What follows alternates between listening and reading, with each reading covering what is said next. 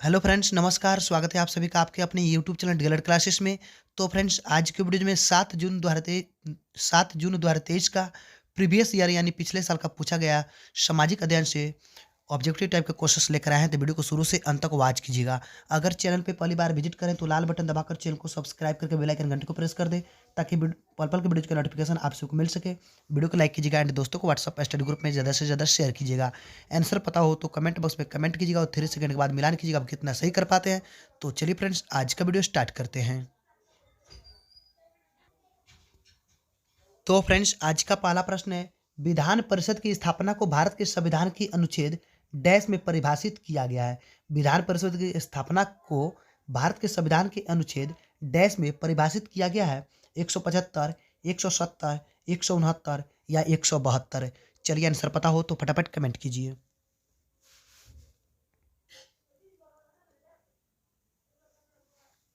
तो फ्रेंड्स, इसका बिल्कुल सही जवाब ऑप्शन सी 169। विधान परिषद की स्थापना को भारत के संविधान के अनुच्छेद 169 में परिभाषित किया गया है। अनुच्छेद 170 में, जो कि यहाँ पे ऑप्शन बी में है, अनुच्छेद 170 में विधानसभाओं को गठन के संबंधित में प्रावधान किया गया है। वही अगर ऑप्शन 175 की बात किया जाए तो राज्यपाल का सदन अथवा सदनों को संबोधित करने तथा उन्हें संदेश देने का अधिकार से संबंधित प्रावधान किया गया है। और वही 172 की बात करें ऑप्शन डी का, तो राज्य विधायकों के कार्यकाल से संबंधित प्रावधान किया गया। तो फ्रेंड्स, इसका राइट आंसर ऑप्शन सी हो जाएगा 169। चलिए नेक्स्ट क्वेश्चन पे चलते हैं।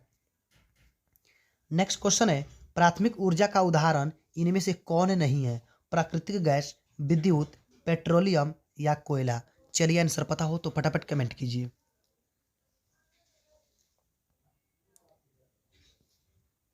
तो फ्रेंड्स, इसका बिल्कुल सही जवाब ऑप्शन बी विद्युत। इन चारों में से विद्युत जो है प्राथमिक ऊर्जा का उदाहरण नहीं है। विद्युत प्राथमिक ऊर्जा का उदाहरण नहीं है, बल्कि यह द्वितीयक ऊर्जा का उदाहरण है। ध्यान दीजिएगा, प्राथमिक नहीं, ये द्वितीयक ऊर्जा का उदाहरण है जो प्राथमिक ऊर्जा स्रोतों से उत्पादित होता है। प्राकृतिक गैस, पेट्रोलियम तथा कोयला प्राथमिक ऊर्जा का ये उदाहरण है। प्राकृतिक गैस, पेट्रोलियम और कोयला जो है प्राथमिक ऊर्जा का उदाहरण है। चलिए नेक्स्ट क्वेश्चन चलते हैं। तेलुगु स्वाभिमान का नारा किस राज्य में दिया गया? आंध्र प्रदेश, तमिलनाडु, पंजाब या कर्नाटक। चलिए, आंसर पता हो तो फटाफट कमेंट कीजिए। तो फ्रेंड्स, इसका बिल्कुल सही जवाब ऑप्शन है आंध्र प्रदेश। तेलुगु स्वाभिमान का नारा आंध्र प्रदेश में विधानसभा चुनाव में 1983 ईस्वी में ये दिया गया था। ध्यान दीजिएगा, कब दिया गया था? तो 1983 ईस्वी में यह नारा दिया गया था। और कहाँ दिया गया था? तो आंध्र प्रदेश में। इसका राइट आंसर ऑप्शन ए हो जाएगा। चलिए नेक्स्ट क्वेश्चन चलते हैं। 2011 जनगणना के अनुसार भारत की कितनी प्रतिशत आबादी द्वितीयक कार्यों में लगी है? 0.16, 0.18, 0.243 या 0.1। चलिए, आंसर पता हो तो फटाफट कमेंट कीजिए। तो फ्रेंड्स, इसका बिल्कुल सही जवाब ऑप्शन सी 0.243। 2011 जनगणना के अनुसार भारत की 0.243% आबादी द्वितीयक कार्यों में लगी हुई है। राइट आंसर ऑप्शन सी हो जाएगा। चलिए नेक्स्ट क्वेश्चन पे चलते हैं। किस पतन का नया नाम जवाहरलाल नेहरू पतन रखा गया है? मुंबई, दिल्ली, चेन्नई या कोलकाता। चलिए, आंसर पता हो तो फटाफट कमेंट कीजिए। तो फ्रेंड्स, इसका बिल्कुल सही जवाब ऑप्शन ए मुंबई। मुंबई पतन का नया नाम जवाहरलाल नेहरू पतन रखा गया है। राइट आंसर ऑप्शन ए हो जाएगा। चलिए नेक्स्ट क्वेश्चन पे चलते हैं। अगर फ्रेंड्स, इसकी स्थापना की बात किया जाए तो 1988 से लेकर 1989 के बीच जो है इसकी रखा गया, स्थापना किया गया। चलिए नेक्स्ट क्वेश्चन है, सर्वप्रथम कॉमन सेंस की रचना किसने की थी? जेफसन, थॉमस पाइन, लफायते या वाशिंगटन। चलिए, आंसर पता हो तो फटाफट कमेंट कीजिए। तो फ्रेंड्स, इसका बिल्कुल सही जवाब ऑप्शन बी थॉमस पाइन। सर्वप्रथम कॉमन सेंस की रचना थॉमस पाइन ने 1776 ईस्वी में किया था। ठीक है ना, इसको भी याद रखिएगा। एक पूछ सकता है कि किस सन ईस्वी में किया गया, तो 1776 ईस्वी में थॉमस पाइन की रचना किया गया। चलिए नेक्स्ट क्वेश्चन है, भारत में निष्पक्ष निर्वाचन की प्रक्रिया के संचालन का दायित्व किस पर है? प्रधानमंत्री, योजना आयोग, निर्वाचन आयोग या राष्ट्रपति? चलिए आंसर पता हो तो फटाफट कमेंट कीजिए। तो फ्रेंड्स इसका बिल्कुल सही जवाब होगा ऑप्शन सी, निर्वाचन आयोग। भारत में निष्पक्ष निर्वाचन की प्रक्रिया के संचालन का दायित्व निर्वाचन आयोगों पर है। राइट आंसर ऑप्शन सी हो जाएगा। नेक्स्ट क्वेश्चन है, इनमें से भारत में सबसे बड़ी जनजाति कौन है? संथाल, मुंडा, गोंड या भील? चलिए आंसर पता हो तो फटाफट कमेंट कीजिए।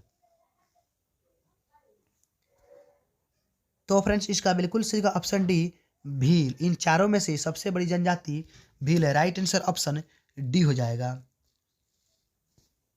अगर इसके साथ साथ बात किया जाए तो भील जो है महाराष्ट्र, छत्तीसगढ़, गुजरात, राजस्थान, मध्य प्रदेश तथा त्रिपुरा में पाई जाती है और भारत की दूसरी सबसे बड़ी जनजाति, इसमें आप सभी को रिपीट कर देता हूँ। अगर पूछे भारत में सबसे बड़ी जनजाति तो भील हो जाएगा और दूसरी यानी द्वितीयक सबसे बड़ी जनजाति तो गोंड हो जाएगा, ये ध्यान रखिएगा। नेक्स्ट क्वेश्चन है, जेम्स वाट ने किस यंत्र का आविष्कार किया? Flying shuttle, wasp engine, safety lamp या पावर लूम? चलिए आंसर पता हो तो फटाफट कमेंट कीजिए। ये जो भी क्वेश्चन मैं रिवाइज करवा रहा हूँ ये लो आप लोग को 2023 में एंट्रेंस एग्जाम में क्वेश्चन को पूछा जा चुका है, इसलिए आप लोग इसे ध्यान से थोड़ा देखिएगा। तो फ्रेंड्स इसका बिल्कुल सही जवाब ऑप्शन बी, वास्प इंजन। जेम्स वाट ने वास्प इंजन यंत्र का आविष्कार किया। राइट आंसर ऑप्शन बी हो जाएगा। नेक्स्ट क्वेश्चन है, कांवर झील बिहार के किस जिले में स्थित है? पटना, भोजपुर, बेगूसराय या छपरा? चलिए आंसर पता हो तो फटाफट कमेंट कीजिए।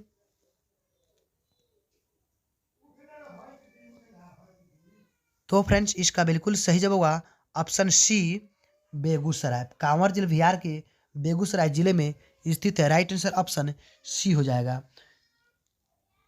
इस झील को पक्षी बिहार का दर्जा 1987 में बिहार सरकार ने दिया था, ठीक ना, 1987 में। नेक्स्ट क्वेश्चन है, भारत के प्रथम मुख्य चुनाव आयुक्त कौन थे? टी.एन. शेषन, अशोक, सुकुमार सेन या सुनील अरोड़ा? चलिए आंसर पता हो तो फटाफट कमेंट कीजिए। तो फ्रेंड्स इसका बिल्कुल सही ऑप्शन सी, सुकुमार सेन। भारत के प्रथम मुख्य चुनाव आयुक्त सुकुमार सेन थे। राइट आंसर ऑप्शन सी हो जाएगा। नेक्स्ट क्वेश्चन है फ्रेंड्स, द्वितीय विश्व युद्ध में धुरी राष्ट्रों को कौन सा देश शामिल नहीं था? द्वितीय विश्व युद्ध में धुरी राष्ट्रों में कौन सा देश शामिल नहीं था? जर्मनी, जापान, इटली या सोवियत संघ? चलिए आंसर पता हो तो फटाफट कमेंट कीजिए।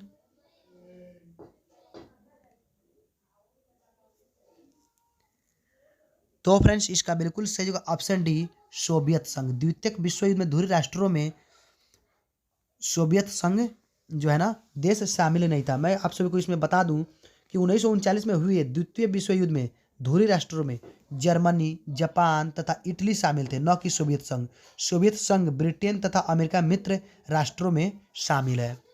चलिए नेक्स्ट क्वेश्चन है, बालाघाट खानों में निम्नलिखित में से किस खनिज का खनन किया जाता है? कॉपर, मैग्नीज, चूना पत्थर या एल्यूमिनियम? चलिए आंसर पता हो तो फटाफट कमेंट कीजिए। तो फ्रेंड्स इसका बिल्कुल सही जगह option B, manganese. Madhya Pradesh के बालाघाट खान से मैग्नीज नामक खनिज का खनन किया जाता है। तो फ्रेंड्स इसका राइट आंसर ऑप्शन बी हो जाएगा। ये जो है ना बालाघाट, मध्य प्रदेश के बालाघाट, मध्य प्रदेश में है बालाघाट, ठीक ना। चलिए नेक्स्ट क्वेश्चन पे चलते हैं। निम्नलिखित में से कौन खरीफ फसलों का उदाहरण है? चावल, मटर, चना या गेहूं? चलिए आंसर पता हो तो फटाफट कमेंट कीजिए। तो फ्रेंड्स इसका बिल्कुल सही जगह ऑप्शन है चावल। इन चारों में से चावल जो है खरीफ फसलों का उदाहरण है। राइट आंसर ऑप्शन ए हो जाएगा। चलिए नेक्स्ट क्वेश्चन है, निम्नलिखित में से कौन एक डेयरी पशु नहीं है? बकरी, भैंस, ऊंट या गाय? चलिए आंसर पता हो तो फटाफट कमेंट कीजिए।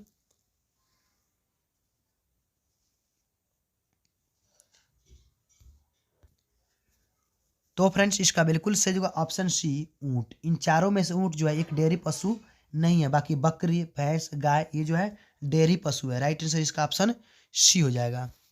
चलिए नेक्स्ट क्वेश्चन है, पृथ्वी के अक्ष के सिरों को क्या कहते हैं? अक्षांश, ध्रुव, विषुवत रेखा या देशांतर? चलिए आंसर पता हो तो फटाफट कमेंट कीजिए।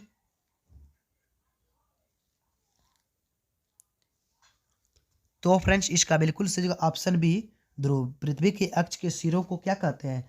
ध्रुव कहते हैं। इसके उत्तरी सिरे को उत्तरी ध्रुव और दक्षिणी सिरे को दक्षिणी ध्रुव कहा जाता है। तो राइट आंसर ऑप्शन बी हो जाएगा। नेक्स्ट क्वेश्चन है, इनमें से किस देश को सामाजिक विभेद के कारण विखंडन का सामना करना पड़ा? भारत, श्रीलंका, बेल्जियम या यूगोस्लाविया? चलिए आंसर पता हो तो फटाफट कमेंट कीजिए। तो फ्रेंड्स इसका बिल्कुल सही होगा ऑप्शन डी, यूगोस्लाविया। यूगोस्लाविया को सामाजिक विभेद के कारण 80 के दशक में विखंडन का सामना करना पड़ा था। राइट आंसर ऑप्शन डी हो जाएगा। नेक्स्ट क्वेश्चन है, रेशम मार्ग कहाँ से शुरू होता था? चीन, भारत, रूस या अमेरिका? चलिए आंसर पता हो तो फटाफट कमेंट कीजिए। तो फ्रेंड्स इसका बिल्कुल सही होगा ऑप्शन ए, चीन।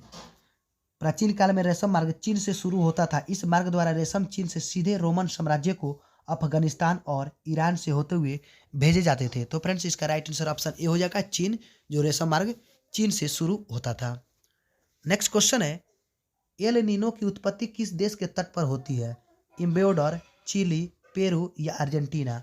चलिए आंसर पता हो तो फटाफट कमेंट कीजिए। तो फ्रेंड्स इसका बिल्कुल सही होगा option C, Peru. El Nino की उत्पत्ति पेरू देश के तट पर होती है। राइट आंसर ऑप्शन सी हो जाएगा। नेक्स्ट और लास्ट क्वेश्चन है फ्रेंड्स, बोबोन राजवंश जिसे फ्रांसीसी क्रांति के दौरान अधपस्त कर दिया गया था, वो डैश की संधि पर हस्ताक्षर करने के बाद सत्ता में बहाल किया गया था? मार्सिले, पर्सिया, वियना या कुस्तुनतुनिया? चलिए आंसर पता हो तो फटाफट कमेंट कीजिए। तो फ्रेंड्स इसका बिल्कुल सही option C, Vienna. I hope कि अगर वीडियो थोड़ा सा भी पसंद है तो वीडियो को लाइक कर दें। अगर चैनल पे पहली बार विजिट करें तो चैनल को सब्सक्राइब करके बेल आइकन घंटे को प्रेस जरूर कर दें, ताकि पल पल के वीडियो का नोटिफिकेशन आप सभी को मिल सके। दोस्तों को व्हाट्सएप स्टडी ग्रुप में ज़्यादा से ज़्यादा शेयर कीजिएगा। आज के वीडियो में बस इतना ही। धन्यवाद।